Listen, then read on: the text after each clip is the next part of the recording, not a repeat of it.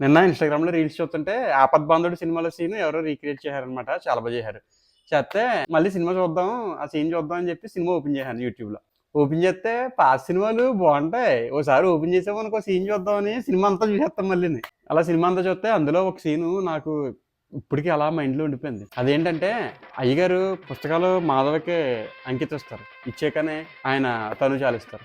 మాధవకి ఆవేశం వచ్చేద్ది. ఆవేశం వచ్చేసి పడవ తీసుకొని గోదావరి మధ్యలోకి వెళ్ళిపోయి మట్టితో శివలింగం తయారు చేసి మహేశ్వరుడు, పరమేశ్వరుడు, లోకరక్షకుడు ఇవన్నీ నీ పేర్లే కదా! ఒక్క మంచి పని కూడా చేయలేనోడివి నీకెందుకయ్యా ఇన్ని మంచి పేర్లు? ఎందుకిన్ని గుళ్ళు గోపురాలు? ఎందుకిన్ని పూజలు పునస్కారాలు?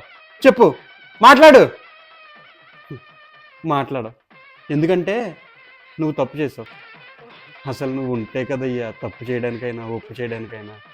నువ్వు ఉన్నావనుకోవడం మా పిచ్చి, మా ఎర్రి, మా భ్రమ. వద్దు. నువ్వు మా మధ్య ఉండడానికి వీల్లేదు. పో, దూరంగా పో, ఈ గోదాట్లో కలిసిపో అని ఆవేశపడుతుంటే అప్పుడు వస్తారండి బాబాగారు. మాధవ, ఏంటి ఆవేశం? దేవుడి మీద నీ కోపం. ఈయన దేవుడేంటయ్యా?